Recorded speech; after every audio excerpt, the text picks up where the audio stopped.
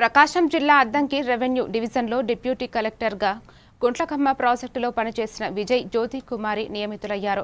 గత డివిజన్ అధికారి జాన్సన్ పదవి విరమణ అనంతరం ఆమె బాధ్యతలు స్వీకరించారు. ఈ సందర్భంగా మీడియాతో మాట్లాడిన ఆమె డివిజన్ పరిధిలో ఉన్న భూ వివాదాలు, కుటుంబ విభజన సమస్యలు వంటి వాటిని త్వరితగతిన పరిష్కరించేందుకు కృషి చేస్తానని తెలిపారు. ప్రభుత్వ ఆదేశాలు, సంక్షేమం పథకాలకు ప్రజల్లోకి తీసుకువెళ్తూ అద్దంకి డివిజన్ అభివృద్ధికి తన వంతు కృషి చేస్తానని ఆమె పేర్కొన్నారు. నేను ఎస్డిసి ప్రాజెక్టు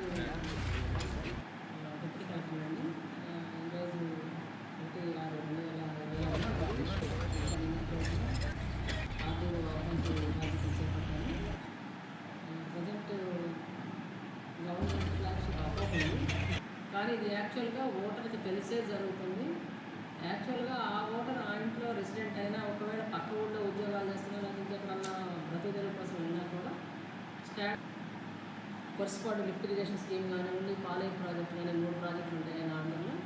వాటిట్లో కూడా అంటే గత 7 సంవత్సరాలుగా కొంచెం బడ్జెట్ అవి లేనందువల్ల కొంతమంది రైతులు ల్యాండ్ ఇవ్వడానికి ఎక్కువ కాంపెన్సేషన్ కోరడం వల్ల కోర్టులకు వెళ్ళి ఆ కేసులు డిలే చేయడం జరుగుతుంది. జాయింట్ ఎల్పిఎంస్ అని, అట్లానే డైడ్ కేసులు అని, వ్యక్తులు ఇక్కడ లేకపోతే దాన్ని ఈకేవైసీ సక్రమంగా చేయకుండా వదిలేసిన కేసులు కానీ, వీటన్నిటికీ కూడా టైం బౌండ్ షెడ్యూల్ ఇచ్చి మన సిసిఎల్ఏ గారు కూడా ఆదేశాలు ఇచ్చున్నారు. వాటి ప్రకారంగా మనం పాస్బుక్లు ఎందులో కూడా తప్పులు లేకుండా correct passbook, correct survey number, correct person name, ఆ డీటెయిల్స్ అన్నీ పాస్బుక్లో 90 దాకా తీసుకెళ్ళి ప్రింట్ చేసి మళ్ళీ ప్రింట్ అయిన బుక్స్ వాళ్ళకి డిస్బర్స్మెంట్ చేస్తూ ఉన్నారు.